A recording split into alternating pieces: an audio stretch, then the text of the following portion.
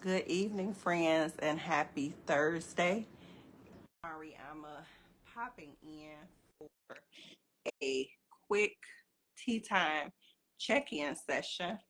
So I want to make sure that you are okay, and we have some things that we want to talk about today. So I am waiting for my bestie, Queen, to go ahead and join.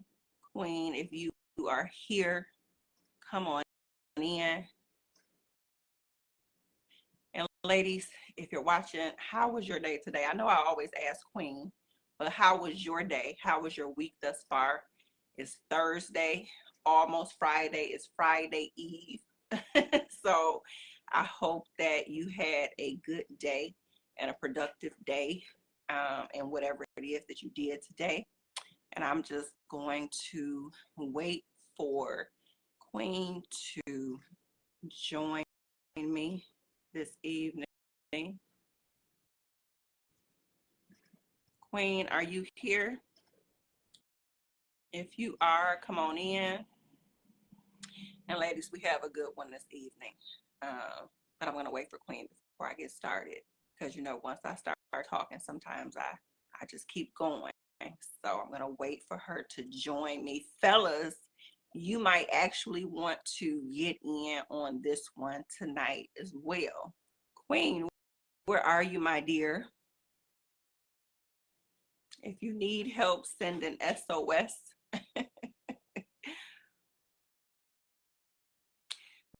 This week seemed like a long week for some reason, and I'm like, wow, it is literally mid-September. This year is going by so fast. Queen, where are you, dear?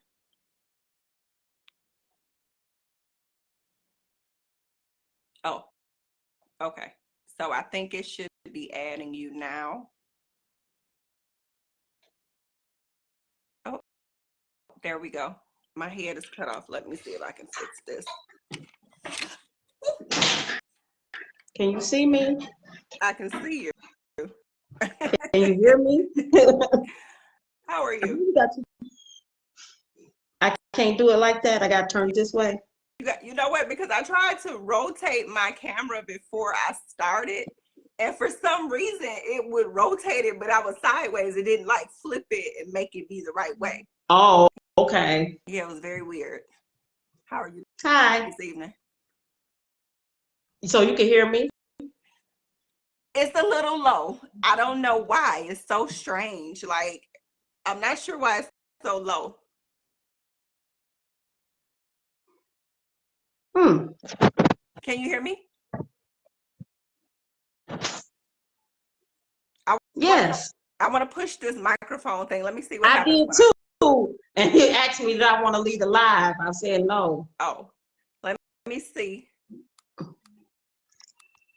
I think my volume is all the way up, so I'm not. And so I can't do it like this. Lord have mercy. What a night. I just don't want my phone. No. It's like very, very low. I don't know why. That's weird. And it would be the one night that I have the dishwasher running. Oh, I don't hear the dishwasher. Good, because it's on. I thought about it after the fact, like, okay, I chose right now to run the dishwasher, but I don't know. Are you here, Queen? It looks like your screen just froze. Are you still here?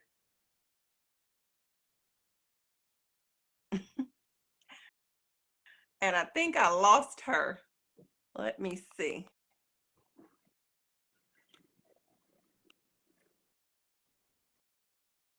Queen, where did you go? Y'all, one day we're not going to have technical difficulties with our live. It's going to just go smooth. And I notice every time we're literally together, it's no issue. It's just when she is at her house or somebody else is wherever they are, then that's when my live is always kind of crazy. Where did you go? Girl, I went to visit somebody, I guess. I don't know. It's so low tonight. I don't know why. Is your volume all the way up? Yep. I can hear you really good. Really? Okay. Well, you know what? Let Well, me stop. I'm gonna have Isis, stop the dishwasher for me, please. If y'all see me shaking my head tonight, I'm gonna tell. That's me telling a child, "Don't talk to me," while I'm live. Isis, can you stop the dishwasher for me? I think she got her headphones in. She can't even hear me talking to her. she don't know So what it's you're just gonna have saying. to. Hmm. She don't. She can't understand what you're saying. She not. Her headphones are in, so you know when they have headphones in, they aren't even listening. So tell me about your week a little bit before we get started. Anything exciting happen? No, I got Nothing. bronchitis. Hmm? I got bronchitis. You have bronchitis. Oh, okay. Yep. I'm sorry.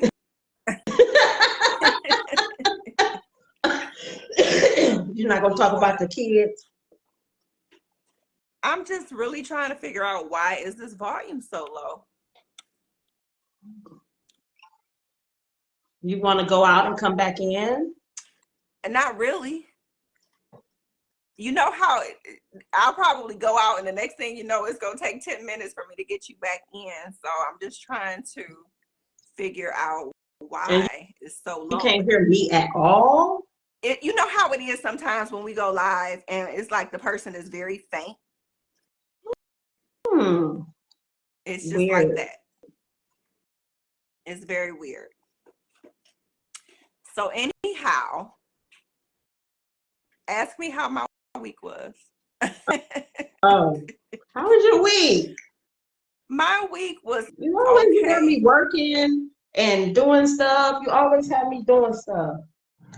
Yeah, working and doing stuff and being a mother and trying to stay organized. This time for me, every year, it's always like crunch time. I start feeling the pressure because it's like the year is almost over Mm-hmm. and I'm a journal girly, so I like to write things down. And when I start to look back at my list, if I'm not feeling like I crossed enough things off my list, I start to feel some kind of way. So I feel like I'm starting to like move in overtime to get things done. So that's how I've been feeling, coupled with just the everyday pressure of life. Can I be honest? I always want you to, that's one thing you don't ever have to ask me is, can I be honest? I would rather anybody ever dealing with me in any capacity, I would rather them be honest than to tell me a lie to spare my feelings. So please be honest. Oh, Jesus. I haven't really been journaling. This is the first time I haven't been journaling. And after I graduated from DeVuli, they gave us that big leather journal. I haven't been journaling since I came back from Florida. I don't Did know. you I feel a write. little stuck? Like, I don't like, think I feel stuck. I think I feel, where am I? I don't feel like, I don't know. I write here and there, but it's so chaotic. It's not my normal journaling. mm, And I'm just like, Lord, get it together. Lord, get it together. Isis, do me a favor and stop the dishwasher, please. Just pull it and open it. Thank you. Sorry. That's okay. So, and it's so funny because I wouldn't necessarily call what I've been doing journaling more than Hmm. writing things down randomly, making notes, and at least attempting to stay on task. Yeah. But I will say that our author copies of the journal, I literally finally started to write some things in there because at least it's a collection of where I can put my thoughts in one Yeah. place and then it'll kind of make me come back to that place. So I think that centers me a little bit more than having my notebook and my Yeah, phone and whatever scrap sheet of paper I can find to start yeah. writing things down. I've really been praying because I really hate feeling like I'm all over the map. I feel like I'm doing this, I'm doing that, I'm grabbing straws. I'm not as centered as I used to be and as I desire to be again. So that's So been friend, challenging. you know what I'm about to say, right? So I'm going to challenge you because we both ordered proofs. So I'm going to challenge you to get your journal because I know you have one. Now I can't even pretend like I know or I don't know. I know you have one. We wrote them. All right. So I want you to get yours and I'm going to get mine. And I want us to do what we're telling other people to do because we've done it so many times. And I want us to get organized, get focused, and get started with wherever we are for the remainder of this year. That's literally like the first scripture in the journal. And we Yeah. only picked 3 on purpose. So I know one of my besties was like, "Ooh, I really love the journal. I wish that there were more." It's on purpose that because we want you to stay focused. We want you to stay focused And there's and not a get lot overwhelmed. that can be unpacked in those 3 journals, but we'll get off into that later. We'll get But off into that yeah, later. So I want you to write, Queen, your vision and make it plain before this year is not even before this year is over, before this month is over. I want you to get it on paper. And I'm going to challenge myself to do that too, because when life starts to kind of hit me, I sometimes it's easy to oh, it's lose been hitting track. over here too. Yeah. So we're going to make that our goal to start writing it again, writing the vision, making it plain. Those big things in the second section, you have not because you ask not. What is it? Go ahead and say Right, it. Go ahead and write it. And right, then faith without work is dead. Get to it. What's right, your plan? Now you can pray, but you got to do some work. So we right. will spend some time before we get busy Saturday with everything else. We're going at least 30 minutes. No, 45 because 30 not gonna be enough. 45 minutes. We'll take 45 minutes to collectively journal and we're gonna say a prayer over those things. So we got to pick some good things because it's only a few months left. I'm not gonna put too much. I'm gonna be honest. I'm gonna put the most important things for me that I want to see done before Right. this year is over. I don't know what yours are, but I know what mine are. So Yeah. Well, I bring got your journal 2. Saturday, okay? All right. And I for will any too. ladies who you want to get started with journaling, our link is in the bio. Not the It's in bio, it's the in the chat. comments.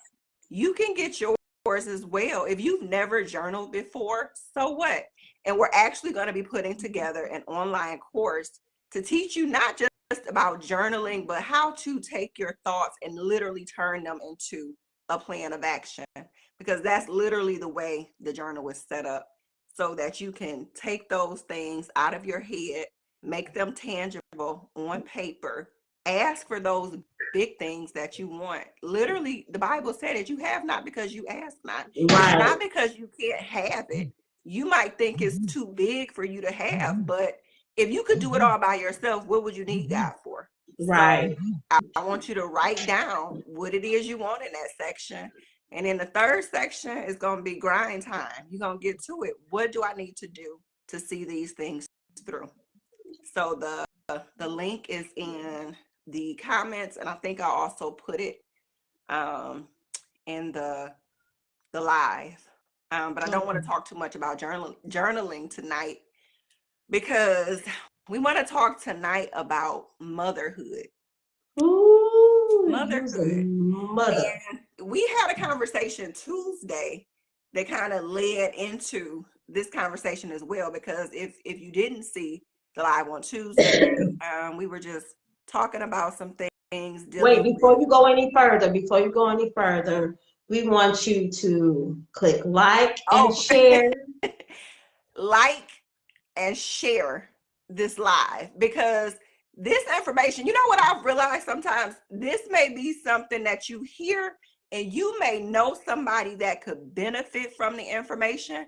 Maybe it's something that's going to be said that you don't feel comfortable saying to this person on your Right. own, but you really want them to hear it because you care about them and you think it could help change some portion of their life.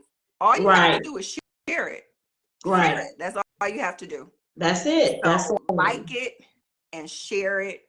And don't forget to comment, because we open it up. Of course, I know some of what she thinks about a lot of different things, but we also want to know what you think and how you feel, because it's so good to hear other perspectives. We don't know everything, and you really can't grow if your point of view is the only reference that you have for how you operate in your whole life. You one person in a whole big world. So we want your Yes. input. You might know something or say something that we need to hear. So like and share. And then going back to what I was saying, I had a question to you the other night that sparked a piece of what I wanted us to talk about tonight. When you were telling a story about, I don't want to, I'm not going to trigger you for too long, but you were telling a Every story time. about Every the time. infidelity in your marriage concerning the other woman and how long it went on. And I asked, did this woman have children? And you said yes. You said at the time that this all started, she not only had children, but they were pretty young. And so we started talking about, like, wow, I wonder, how did this affect the children? Because I know the children had to see what was going on. And that kind of sparked more what we wanted to talk about pertaining to motherhood. What kind of mother are you? We talk a lot about the men and fathers, but Well, what are you asking me? What kind of mother I think I am? not what kind you think you are. But overall tonight, that's what we want to discuss. I'm just Okay. putting that question out there. What kind of mother are you? Because we talk about the men so often. So not you. I know what kind of mother you are. But just to say in general, if you're a Well, mom, but you're not my child, so that's why I'm gonna have my daughter come on here to say right? what No, kind I'm of. not. I'm So observing you from know from the I'm outside. observed from the outside looking. But sometimes, Queen, let me tell you something. Sometimes that outside eye can see some things too. Oh, most That definitely. outside eye can see some things. I But don't know because Della was good at what she did. mhm, She made it look really good on the outside. did she? People didn't know what was going on Do in you our really think household. people didn't know? I think so. Some of Mm-hmm. my friends, they said they really didn't know. Mm-hmm. Yeah, And that's why they couldn't I want us to tell. have this conversation tonight, because we talk a lot about the men and what they need to do and how sometimes their behavior affects the children, but we don't talk a lot about toxic moms or women who, just because you birthed a child, it does not make you a mother. When I think about mothers, I think about being selfless and putting your child first and Yeah. being concerned, genuinely concerned about their well-being, and just making decisions that are best for them, not only now but in the future. Because what No. Whitney, she said, I believe the children are the future. Well, some of these children, we got some problems. If that's the case, what are you teaching So, your children? what made you become a mother? When did you decide that you were ready to become a mother? So, the funny thing is, in my younger years, I had no desire to be a mother. And I had always told my mom that I did not want children. Um, I used to tell her that I was going to tell my OBGYN to tie my tubes before I had kids. I used to say this because I didn't have that desire at first that I know some women have. And then I think when I was about 26, um, it just crossed my mind, like, you know what? I want to know what this feels like. And I know that's probably not the best reason to become a mom, but that was my reason.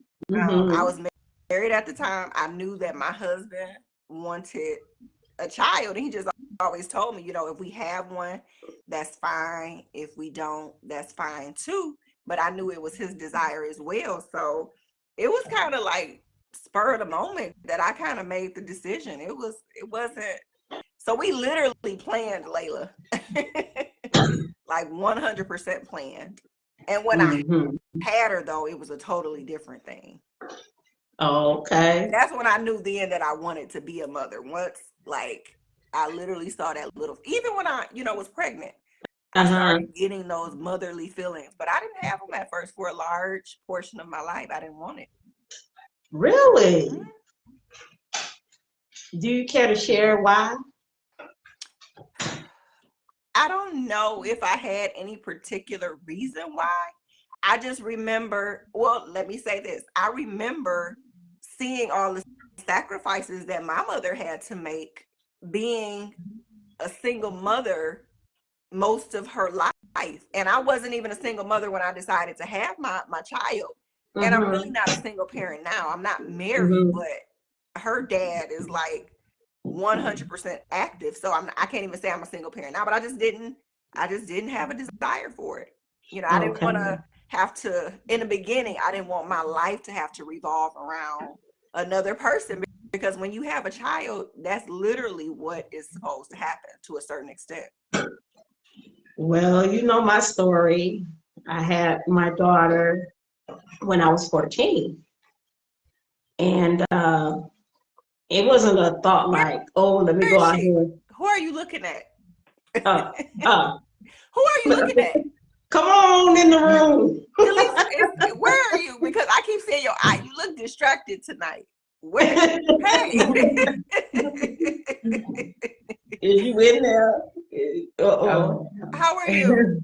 I'm good. How are you? I'm fine, thank you. We got this close time. Look at the twins. So yeah, I had her when I was 14.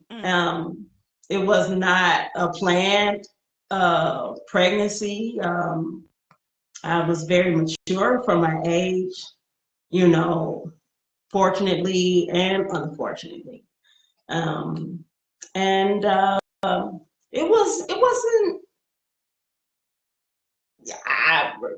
if I can say it, it wasn't as hard as I thought it would be. Really? I think because the people that God placed in my life, that, you know, the schools that I went to and everything that helped support me really, you know, made a difference and stuff. So that's one of the things that I appreciate, you know, when being that age, there was a lot of opportunities there.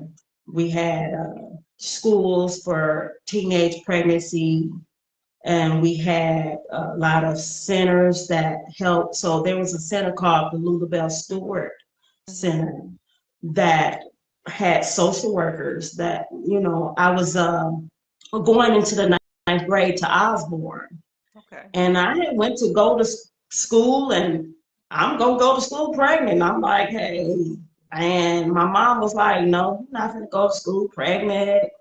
And so I was devastated because I really wanted to go to school. And so I was out for a whole semester before the social worker came to my house and was like, you know, you can go to school, right? And take your baby. And I'm like, what? And so she came and got me, took me and enrolled me into the school, and the rest is history. I graduated with honors, and I was the head of my class. I mean, I really did very well and stuff. And then I went on to, you know, to get married after that and have my boys. So. Okay. now since the daughter is here tonight, because she said, I don't know from the outside looking in, so let me ask Jaleesa, is that how you pronounce it? Yep. Okay, Jaleesa, what kind of mother was Queen? Oh man. I hope I'm not about to start a fight. No, I'm just kidding. Not at all. You know, my mom, she was it's hard to describe. But what I talk to my boyfriend about it often, about my childhood often, and I say, in retrospect as an adult, when I look back, I remember that no matter what was going on, we never missed a Christmas. No matter what was going on, nobody went to bed hungry. Lights weren't getting shut off. Water wasn't getting cut off. And I just remember my mom working so hard all the time.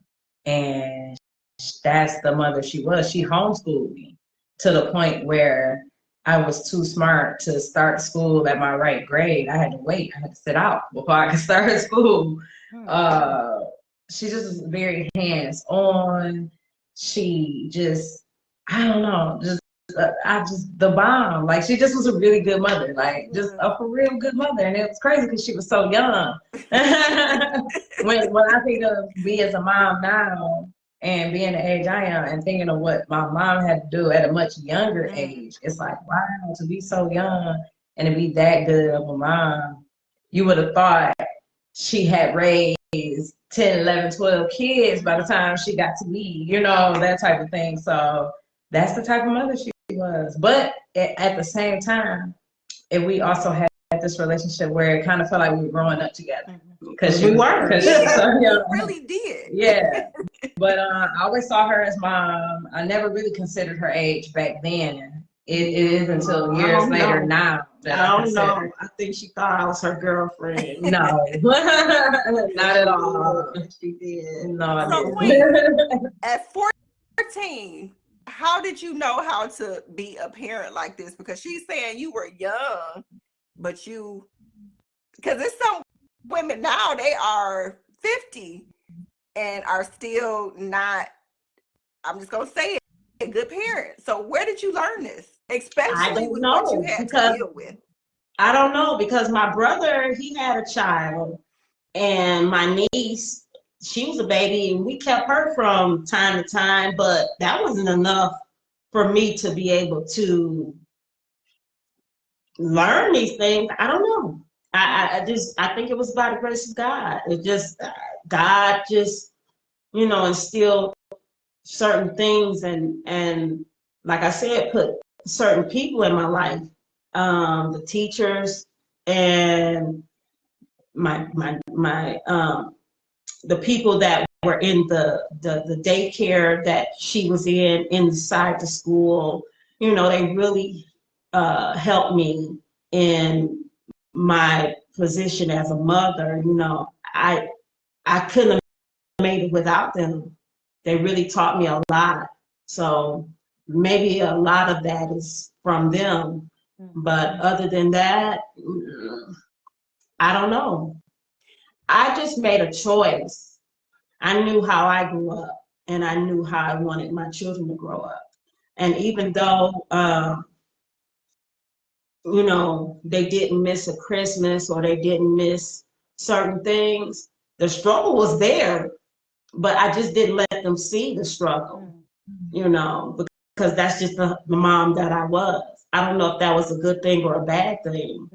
I don't have any regrets. The only thing I probably would say I regret is the fact, I wish I could have showed them a better relationship as far as a marriage. But other than that, I don't have any regrets. I wouldn't change anything as far as my age and stuff. And, I used to be embarrassed in a sense because I knew people would be judgmental about it. So I would never say my age or say her age. You know what I'm saying? I would just, if they couldn't figure it out, oh well. So when they would figure it out, it would be like, what? And still here today, they think we're sisters. Yeah, I can see why. if looking at you now, I definitely would not think mother and daughter. I would think sisters. So if I'm listening to what you say, then because you know how most people will think that whatever example you see is what you kind of know. So, but that's not what you did. So, No. do you think it's for mothers who make the decision to not try and give their child the best that they can and work hard and do the right thing? You think that's a personal choice? I do. I really do. I really do. I had plenty of opportunities to be out there being what you told me I could have been a city girl. A city girl. There's still time. That would be right up Marty's alley. If she went into her city girl era. Oh. Since she didn't necessarily have one, I told her it's not too late. Right. It's not too late. It's not too late. But you know, I have encountered with that there are typically two types of moms. There are the moms that say if you had a bad upbringing or a less than, you know, kosher upbringing, their mindset is, well, I had it hard, so why would I make it easy for my kids? They gonna I turned out fine, so they gonna get it out the mud like I did. And then you got the other moms that's like, I'm gonna go the polar opposite of everything that ever happened to me and just give that to my kids. And I feel like that was the choice my mom made. Not the, well, y'all gotta get it out the mud. Life wasn't easy for me either. And not that she decided to go polar opposite and do everything. Probably, you know, honestly, she probably lived a lot through us by providing that lifestyle for us, you know, all the extracurriculars and the things, the way she pushed me to follow my dreams and stuff. I feel like a lot of that is motivated by not having that push or being able to follow, you know, her dreams. Do you feel like you had a silver spoon life? It's so funny because I do. So I do, and we weren't rich or wealthy by far, but, and it's so funny because Jada, she laughs all the time because she'll bring something up that she's doing, and I'm like, oh yeah, I did that, or she'll say, oh, I want to audition for this, and I'm like, oh, I was a part of that, and she's like, you just did everything, and it's true, I really did. Like, I was a part of everything you could think of: Girl Scout, youth choirs, dance, cheer, this, that, those. I did musicals. I did this. Like, I was traveling. I was all over the world. I did have that silver spoon. But like I said, we weren't wealthy, but somehow my mama always made it happen. Like, yeah, I grew up very cultured, very exposed, very worldly, very social, very experienced. So yeah, I did. I don't know about my brothers; they might have a different answer. But me, the firstborn, I reaped the benefits. So what we think going on with the women who just choose the opposite for their children, like who don't. I don't know if I want to say they don't care, but the behavior would lead you to assume that the child is not the priority. Where do you think that comes from? It's got to be a trauma. It's a hurt. It's a bitterness that we don't expect to transcend into motherhood, but it's something we see common in human interaction where, you know, misery loves company. I'm hurt, you hurt. You know, hurt people. We hear those things all the time, but we don't ever think to apply it to a mother and her child because it don't seem to make sense. But a mother is still a human being. And a lot of times they'll be hurt and they may not consciously or intentionally want to hurt their children. But if I had to go through it, why shouldn't you? That's the mindset. And I think that was my mom. I don't think she was intentionally being this person. I think that was the life she lived as a child. And I think she thought, well, if it was good enough for me, yeah, this is how this is supposed to go, you know. And it's so weird because you knew that that's not how it was supposed to go. So I'm still trying to figure. Sometimes I'm like, what is it that some can say this was all bad and I don't Well, want you this know for my what, child. Mary? I think the reason how I figured out this is how this is not supposed to go, because you have to remember that I stayed with my aunt from birth to age 8 or 9. They were a whole different kind of people. So when my mom came to get me, it was like, what the hell? Even though I didn't know what hell was, but what the hell? And I was just open to something totally different. And I'm like, no, this ain't supposed to be like this. You So know? do you think had you not stayed with your aunt and saw a different side that maybe you would have grown up and passed that same Oh, trauma yeah, parenting definitely. onto Now, your children? mind you, my aunt wasn't perfect, but they were genuine when it came to making sure I was, you know, um, taken care of well, if I could say it like that. Okay. And they made sure I had Christmas. And we grew up in the Connors Projects. So they were there. They were very supportive of me as a child. Just, families back then, taking in a child. I was a baby. Yeah, that's a long time. 9 years, 8, 9 years. Yeah. Wow. That's a lot, because taking a child that's not yours and loving the child enough to want to give them the best you have, it may not be the best, but it's the best that you have. That's a big commitment. It's a big Yeah, it is. commitment. And I'm glad that it worked out for you, because God forbid you would have become Adela. Oh, Lord, no.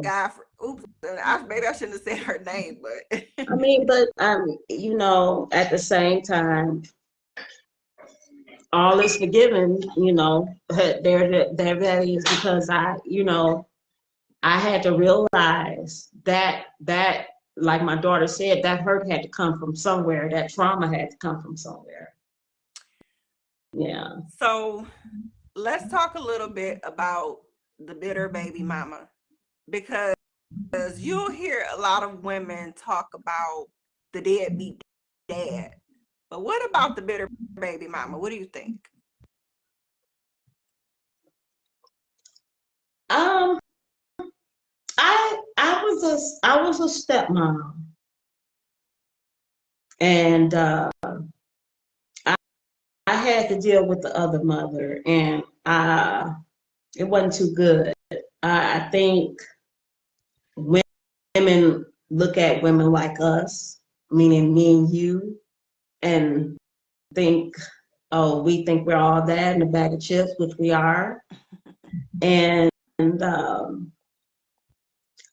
they feel like, oh, I mean, my daughter said it, to you, that I raised her in a certain way. And when you see this other person over here and you trying to have a blended family and they raising their child like hell, it's very complicated. And so I feel like that comes from that mother being bitter of not being able to be with that man. I had to deal with my ex-husband's daughter's mother wanting to talk about pushing me down the steps when I was Oh pregnant. my God. Yeah, Now, now what that's bitter, was ain't that it? to resolve? Like, because this is the thing that I'm always curious about sometimes. When a woman has that type of animosity towards another woman, had you and her ever had any encounter for her to think something like that? Never, So it always never. makes me wonder, like, what's Me really too. going on the inside that you are that hostile, and for Right. how long? Because it is true sometimes that some women don't, when it's over and the logical thing for the sake of themselves and the child would be to move on with life. There are some women who would rather fight the dad. They would rather fight it out, put anything in front of their child, use the child as a pawn in the fight. And I always Yeah. wonder, like, do they think that they're caring for the child, or do they know that this is not healthy? You think they know? I think they don't care. I think they know, but I think they don't care. I think they're any means necessary. No matter what me and my ex-husband went through, no matter how much he hurt me or did things to me, I I mean, when I say never held his children from him, I never did anything to make him feel like, oh, well, you're not going to be able to see your kids, or I never. Hmm. Actually, I hid a lot from them. I don't know if that was the best thing, but I did, because I felt like it wasn't their situation. Mm-hmm. They shouldn't be involved. They're They kids. are children. And I guess that amazes me often because, like I said, when I think about being a mother, my number one priority is to protect my daughter and make life easier for her, and to teach her now the things that she'll need to be a productive Son, somebody breaking in, a I thought that productive was my son. a productive member of society and a good woman. And one day Right, she's gonna be somebody's mother. So whatever right, I show exactly. her right now is what it'll go either way. She gonna be a Exactly. queen or Adela. So that means that I have to be careful about what I do, because I don't know which way she's gonna go. You know what I'm saying? But it's my Now, responsibility to at least and try to and instill the let me right make things this in her. clear. In no way, shape, or form was I perfect as a mother. I had because this thing doesn't come with a It's no manual, I manual. had to learn along the way, but I just tried to make the best choices possible, that would create the family that I knew that I wanted and I deserved. And I think I did pretty good. Where your brother at? Tell him to come in. You're gonna ask the other son if you did pretty good. Just bring your kids on tonight. I'm not bringing these Yeah, kids to here. They start being like, "Where's dinner?" These kids want to know where is dinner. right. She So, cooked late. right, they were like, "Are we hungry? You better go in that kitchen and cook something to eat." But She cooked late. she But cooked late. yeah, We hungry. I think there is a lot of women that just make these choices and I see it more and more now today than I did when I was bringing up my children. It's I'm like like, a wow, different. Some of this is, it's a different kind of mother, because, it is a different kind of mother. and that's where it makes me wonder what is going on the inside that will allow you to present that kind of toxicity in front of your child. When I see women behave a certain kind of way or live a lifestyle that just does not take into consideration the child at all, I'm amazed sometimes, because I know, like, that becoming a mother really changed me. So there were things that once I had this baby, I knew I wouldn't do anymore. You know what I'm saying? And it's a sacrifice. Like I said, my daughter, she talked about the things that she know to be, but she don't know about the other side, about what she knows now, but she didn't know then as a kid, Mm-hmm. because I just learned how to maneuver around the sacrifices that I had to make. There was times where we didn't have food, but I knew how to. I don't know. I just knew how to survive. And I think I've been in survival mode so long that it just became a way of life. There was times we didn't have, food, like I said, and I remember one time I just made them some popcorn and some hot chocolate. And I said, we're having a party because I didn't have anything to feed them. I've even learned that people's survival mode is even different, because some people survival means, I don't give it. yeah, it's like, I'm just, whoever I hurt, whatever happens, that's okay as long as I'm okay. And then for other people, it's like, let me do what I need to do to make it to the next part. And I always Yeah, wonder, what is that one thing that keeps that one person? yeah, because I couldn't even imagine going to get me a bundle and getting my hair done and having my kids looking raggedy.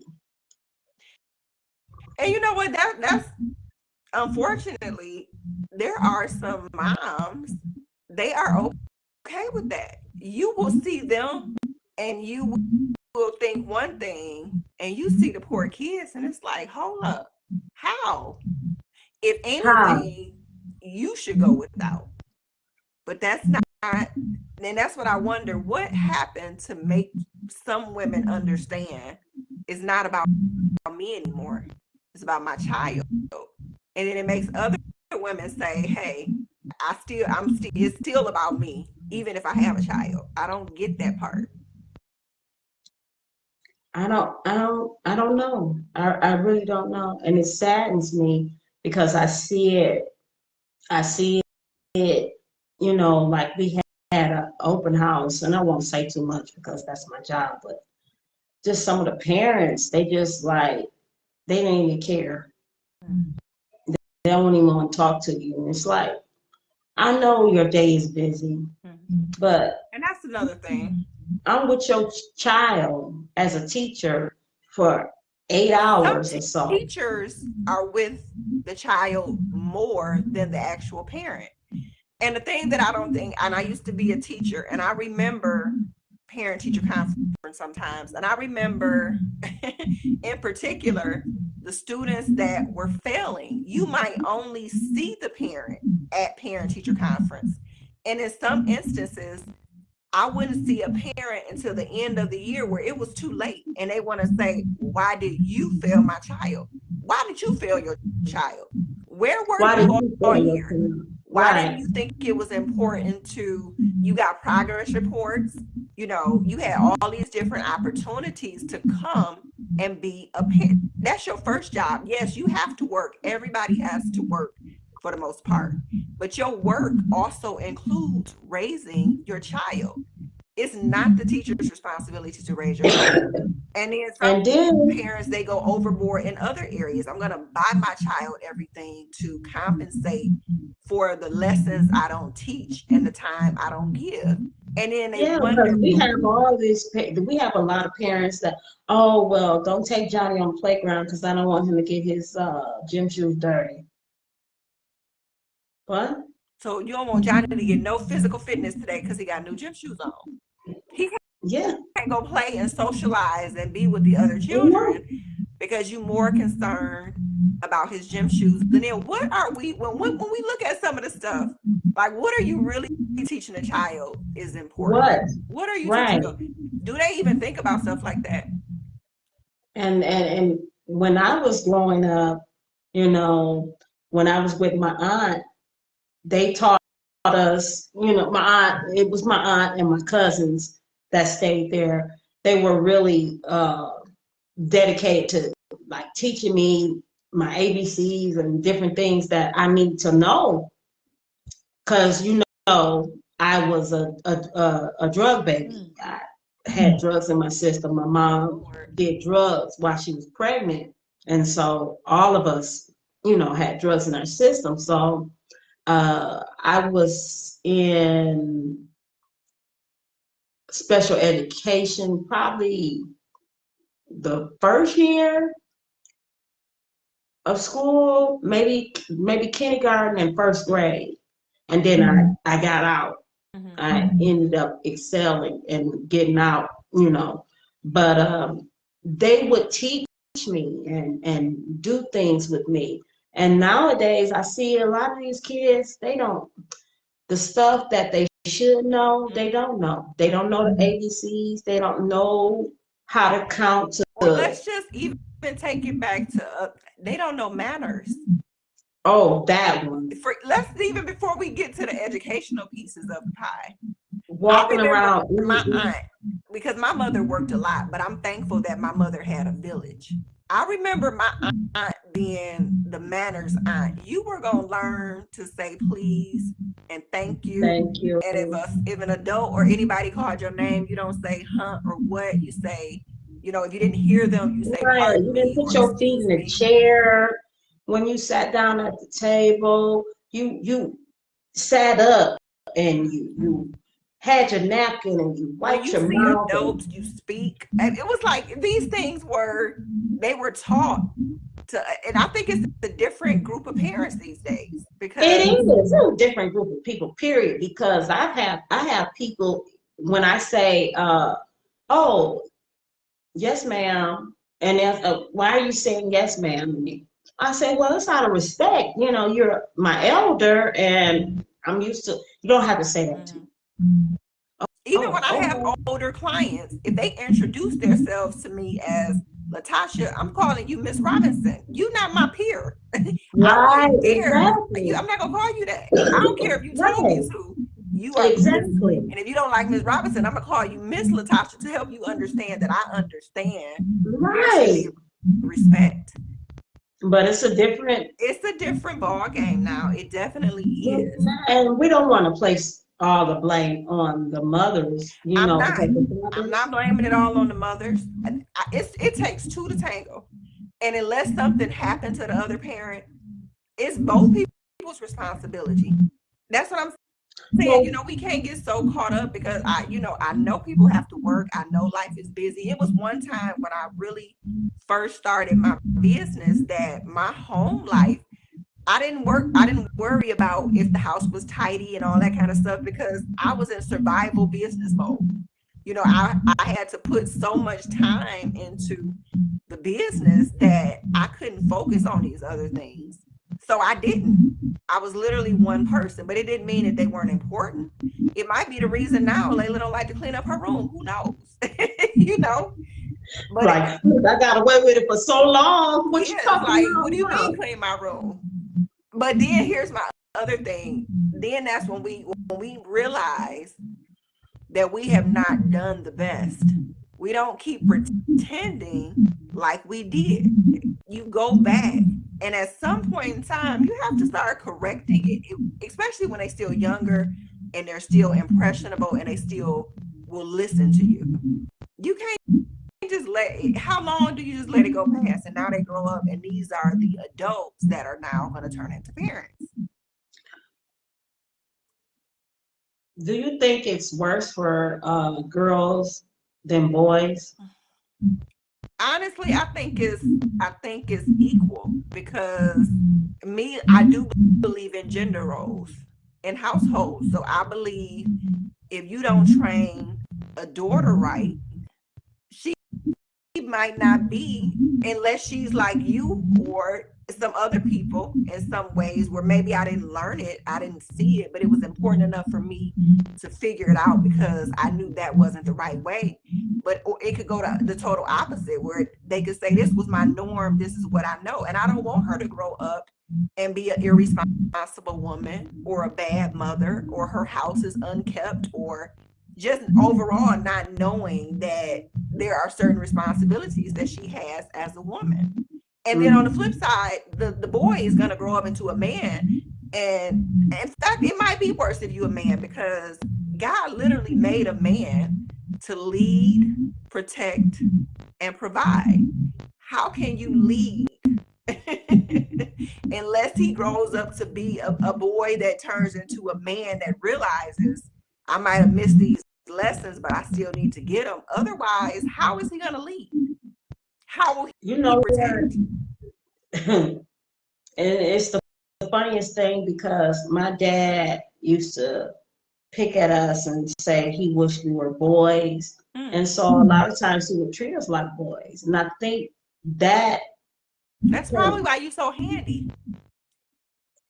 Mrs. I think, Fix-It. Queen the yeah, builder. that too. But I think that, he would always, be like, toughen up and this and that and stuff. And why I think we gotta toughen up? Why though? I don't know, but that's what he did. You know what? And I think, you know what phrase I hate? I hate you strong. You a strong woman. You hard working. I rebuke that. Stop saying that over my life. How long do I have to be strong? Am I being strong because I don't have a choice? Do I have to be a hard worker because of what? I don't have a choice. Don't speak that over me no more. I don't want nobody to speak that over me anymore. Girl, somebody say I'm praying for your strength, take that part back. It's nice to hear my daughter say those things, but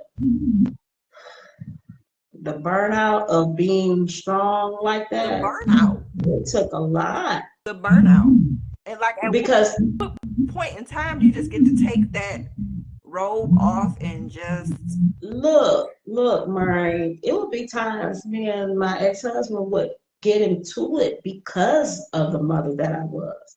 Not that because I was a good mother, because I went above and beyond, and he felt like, oh God, you're doing too much. And is it really too much? When it comes to our children, is it a such thing as doing too much?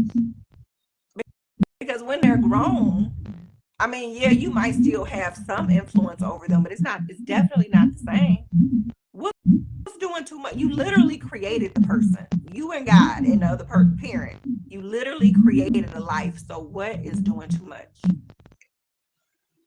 I don't know. But we would get into it a lot about that. I mean, I think me and him just had different views on parenting, because he grew up in a household where there was 13, 14 kids, and so I think we have to be mindful of the situations that we allow our children to be in.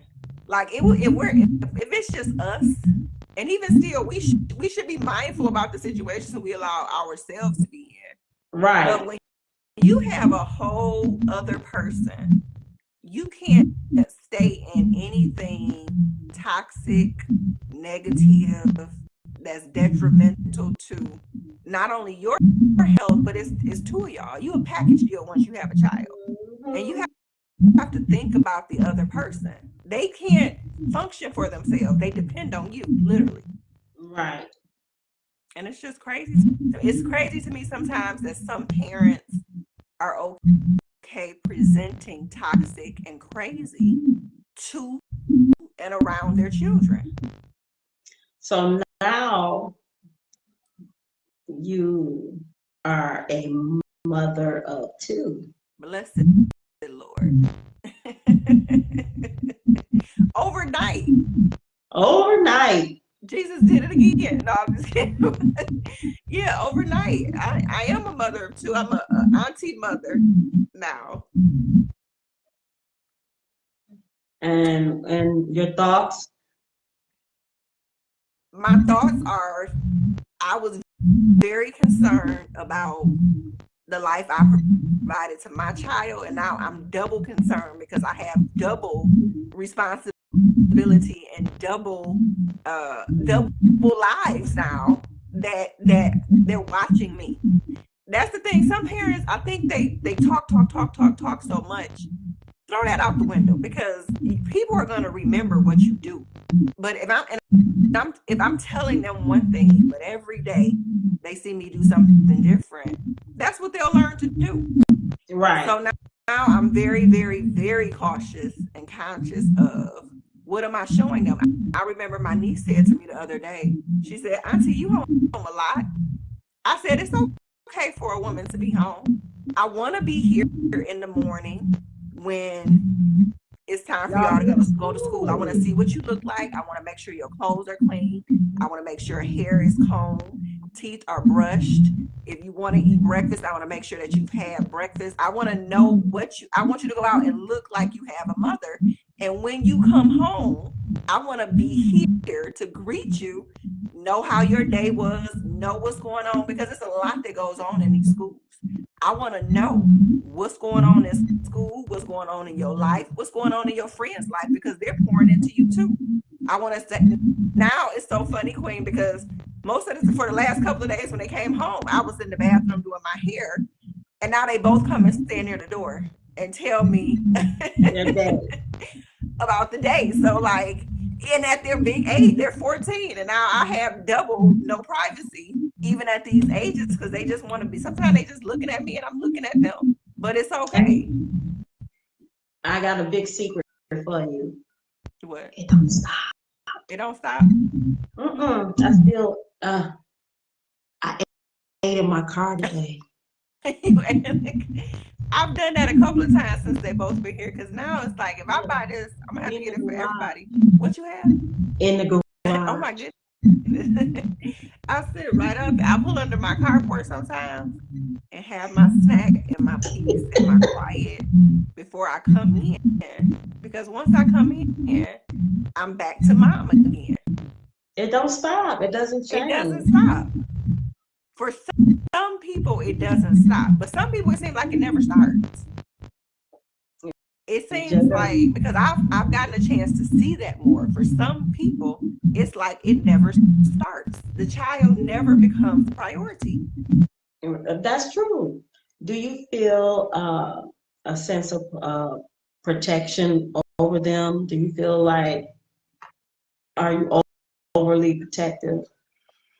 No, because let me tell you something. I remember growing up, and I had a girlfriend who was very sheltered, and she turned out to be, I'm not gonna say, she turned out to be very, very promiscuous and just a little bit wild, because she was so sheltered that when she got old enough to just decide what she wanted to do everything that she could. Right, it was like, I'm about to do everything all at once that I could never do. So I try and find a balance, between being overly protective and understanding that they're growing up, and I want them to be able to experience life and learn how to make good decisions. And that comes from, what am I teaching you about good decisions? Right. Yeah. Yeah. In my earlier years, I was very. You was over you. I can see that. You being like the overprotective mother bear.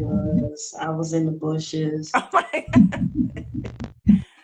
Really? It wasn't because of my children. I just said people are wicked and awful and stuff. And I just was like, Lord, my anxiety was so bad, because I just wanted to see them succeed without the enemy trying to get in by way of molestation or anything of that nature and stuff. So I didn't hover in the sense of allowing. They had free will to do different things and stuff, but I was very protective. I'm still a little. I've gotten better, but like, you have a choice now, because your kids are grown. It's hard though. It's still hard. Not because the way the world is, with the gun violence and stuff. If I call my son and he don't answer, I'm like, oh Lord. Jada said, can I go ride my bike around in the neighborhood? And I'm like, what? Oh, I'm gonna ride behind you in the car. Lord, Queen. I didn't you might go. As well get on your bike too if you're gonna do all that. I didn't go, but in my heart, I'm sick. I was gonna be. Is that your hospital bracelet? Yeah. You went to the hospital? I didn't want to tell you because I didn't want you to talk about the kids getting me sick. They are. I'm about to start rebuking that job for you. I'm gonna rebuke that job because But you weren't sick in Florida when you were not around those kids. anywho, but yeah, it's hard not to be protective. It's hard for some because some parents are not protective. They don't give up. Hmm. They don't care. They don't So care. what do you do in an instance where you have one parent that is genuinely concerned about the child and you have another parent that just, I don't know. what do you think parents should do in that instance? I don't think I could. I don't know. That's hard. I don't even think I could relate, let alone how do you have a child with somebody that is just awful, you know. Even I know my granddaughter is going through that. Her dad is just not such a good dad. And I, I don't know. I don't know. I haven't experienced that. One thing I would say, no matter how the relationships went, I still feel like my ex-husband, he was a good stepdad and he was a good father overall in general. Not he had his moments. He wasn't me, but if I had to have my pick, I'll take it, over my dad. So let me ask you this. Let's say I'm your friend.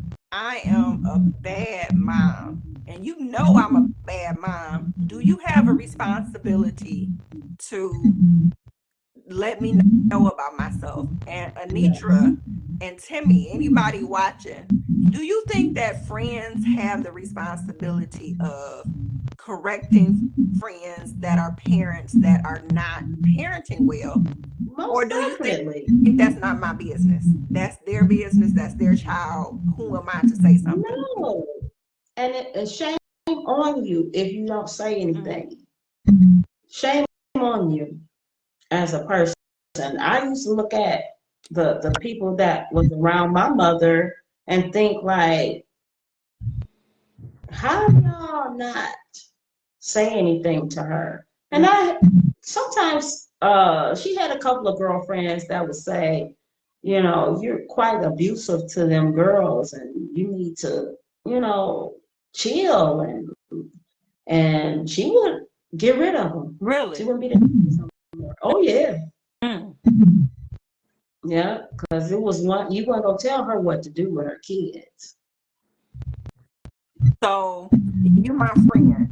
What you gonna say to me? I'm a bad mom. I'm not. I don't take no money and spend it on my kids. I'm fresh to death. Wig is fly, and I'm still in the streets, and I'm living a city girl lifestyle. What are you gonna say to me? First of all, I don't even know if I could be your friend. That's understandable, but let's say for some strange reason you For still some strange reason, I'm your what friend. you gonna say? Lord. Girl, what about your kids? What about my kids? They fine. What you mean they fine? They not fine. You out here buying bundles, you out here all night long partying and carrying on and stuff. These kids, they need things and you're not even taking care of them the way you should. What you gonna do? Don't they have a roof over their head? A roof over their head is not enough. Well, I'm their mother, so you need to mind your business. I am minding my business. This is our future. I am minding my business. This is our future. That was a good comeback. So round 2. I take care of my children, but I cuss my baby daddy out every opportunity I get. I'm using my child to control my baby daddy because he just won't do what I say, and a little piece of me I still want him. So what you gonna say to me? You're my friend. Girl, leave that man alone. But that's my son's my daughter or my son's father. He You owns need to me. get you need to focus on you and get you together. What's wrong with me? He the problem. He's not the problem. Both of y'all are the problem, especially when it comes to this child. What But about your my child is telling what are you me, presenting to your child? well, I'm presenting the truth to him about his father. No, what you're doing is setting him up for trauma, and he's going to go out there and marry somebody and probably do the same thing. Why are you in my? Because again, Because you know what? How many times do we really think that other women who call themselves friends have these conversations with their friends? they don't care. They're not your friend. If your friend watches you be toxic, they are not your friend. If they watch you have no accountability, no responsibility, no improvement, no dedication to the things that should matter, you need to really start to take a good look at what your definition of friendship is. Me and this tripod ain't getting along. Son, come here. It is moving. I don't know why it's doing that. Hi, come have a seat real quick. Just a second. Come and tell Murray about your mother. What you want to say? Say hi, Murray. Hey, Murray. Good evening. How are you? I'm good. You? I'm fine, thank you. So tell Murray me about doesn't know what kind of mother I was.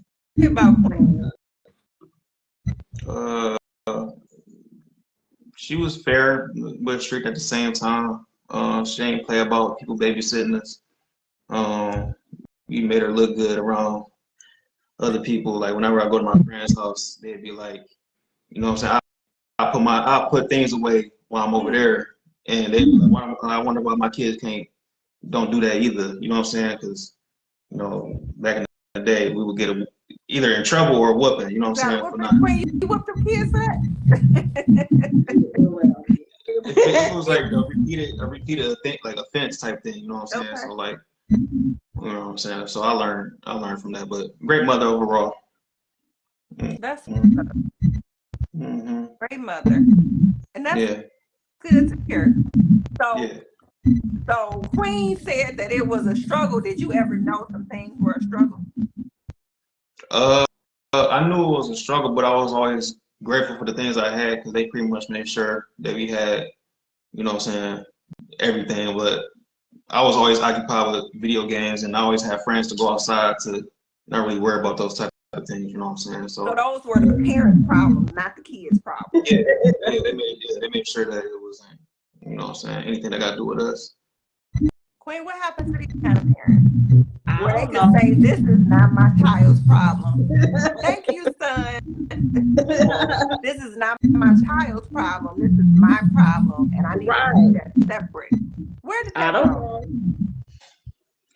I don't know. I don't know. Because they're not, the children are children, and we gotta let them be children. Do you think we need parenting classes now? What do we need? I do. That's a good idea, girl. Parenting class. When people come, the parents that need to be there probably wouldn't come. Girl, He fine, she fine. I take Cartier everywhere I go.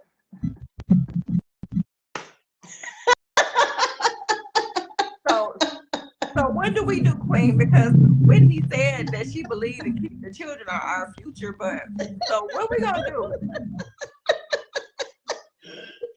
Girl, I told you, just put me in Shady Pines. But that can't be our answer. How do we have these? So you said we need to have the uncomfortable conversations. Do you call it when you see it? Do you call it out? Yeah, I call it out. If I've had to tell my daughter, or if I had to tell my son's daughter's mother, you know, not to say they've done something so bad, but if you see something, you say something. Now, what about if just in the head they ain't that right though? Do you still call it out, or what you do? Say that again. If they kind of, cuckoo for Cocoa Puffs, what do you do when they not Yeah, really thinking with when it full depth? comes to a child, you have to say something, especially if I'm your friend. If we're relatives,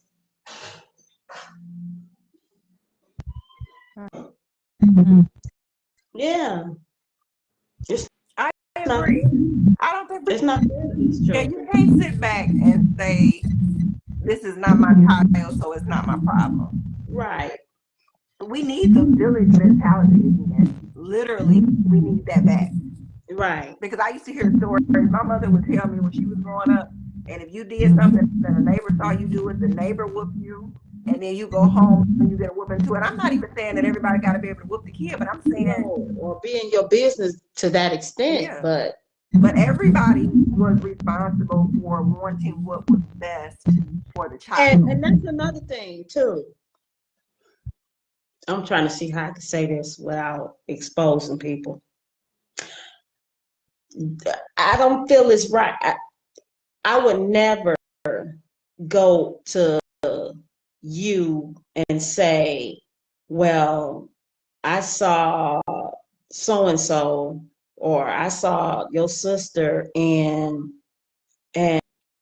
knowing her as long as I've known her, that she ain't been feeding her kids without saying something to her.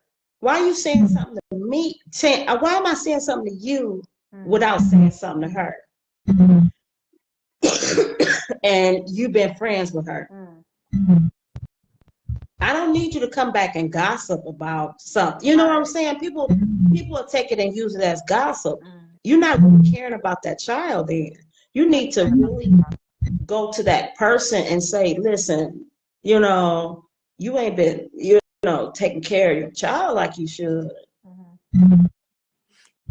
And then I think if people can start to take their personal feelings out of what's being said and take a good look at, is it the truth?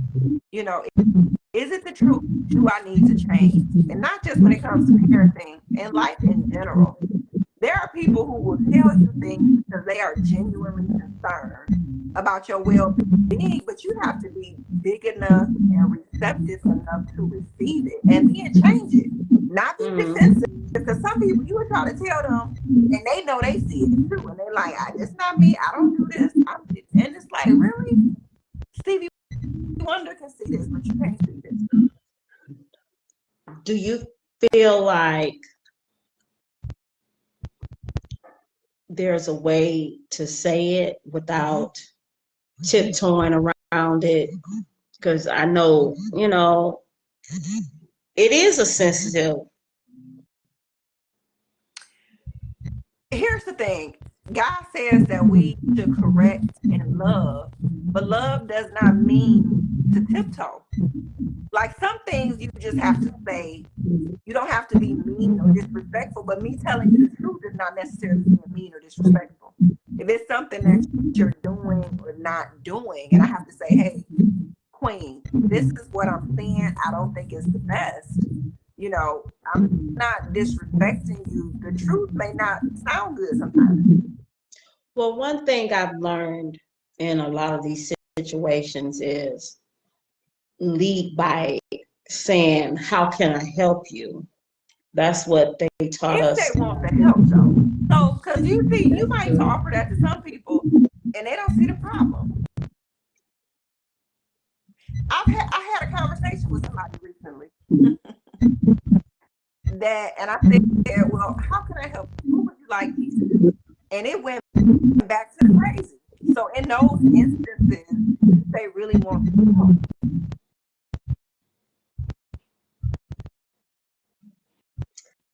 I don't know, Mark.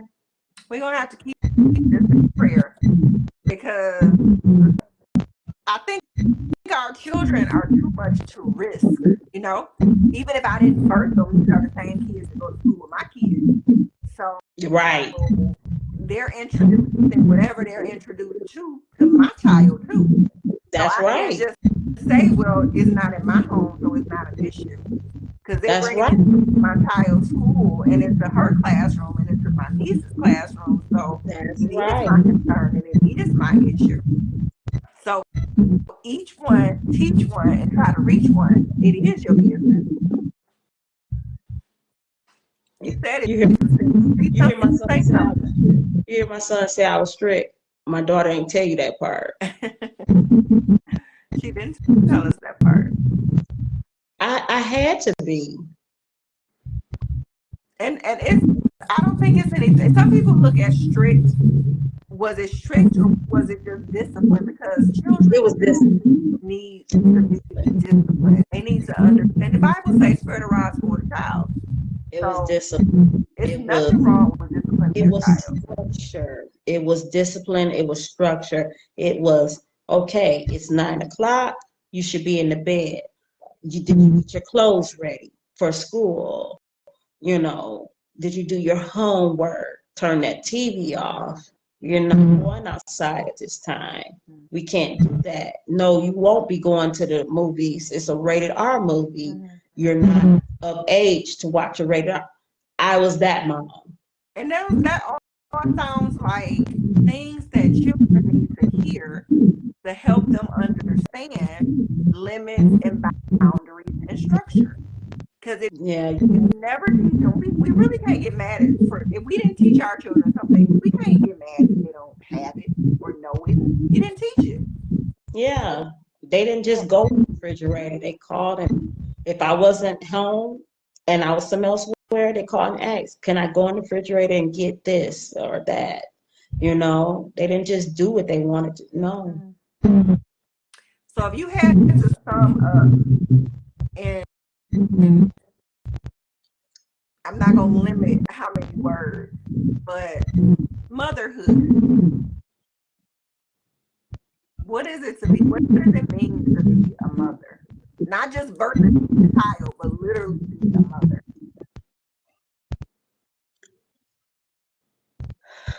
Pressure. Pressure that don't end at no age.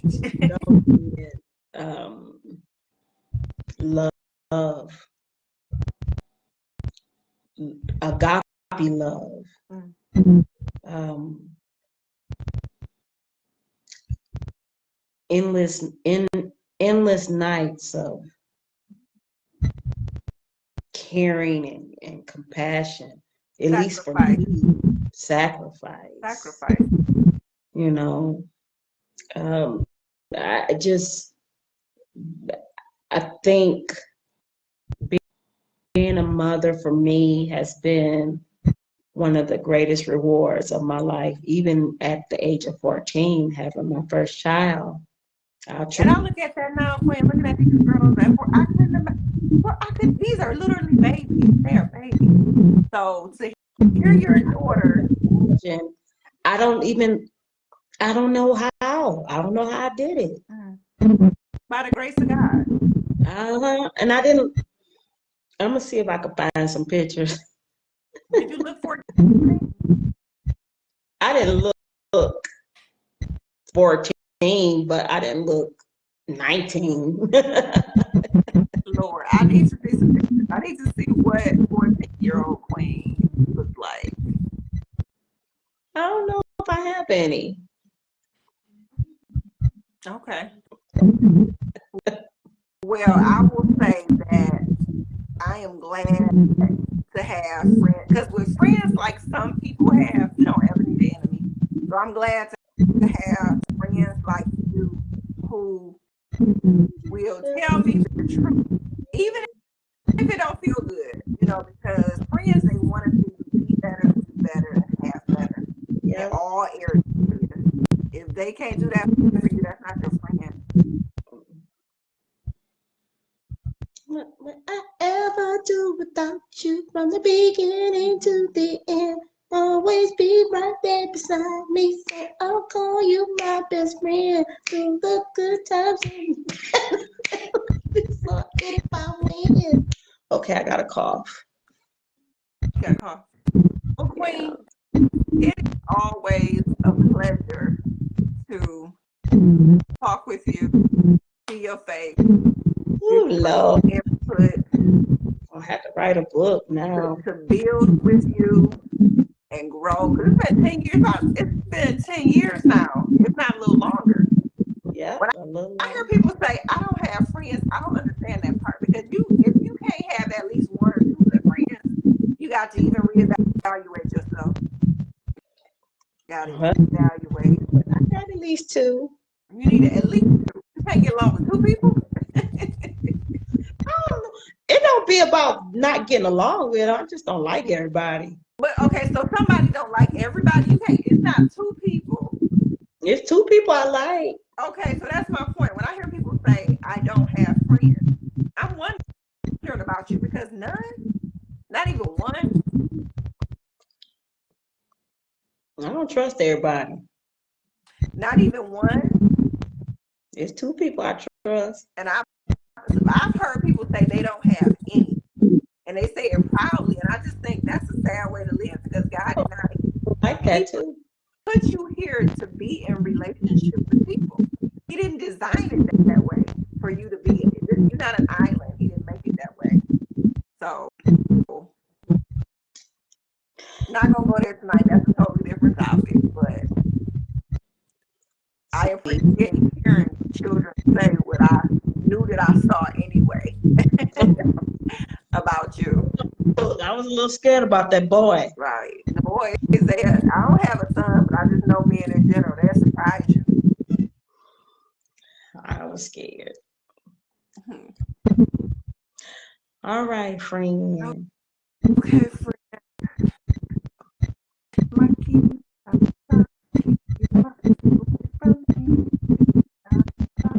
Saturday at 4. Saturday at 4. What are we talking about Saturday? We are talking about broken, bitter, better. Broken, better, better. BBB. Okay.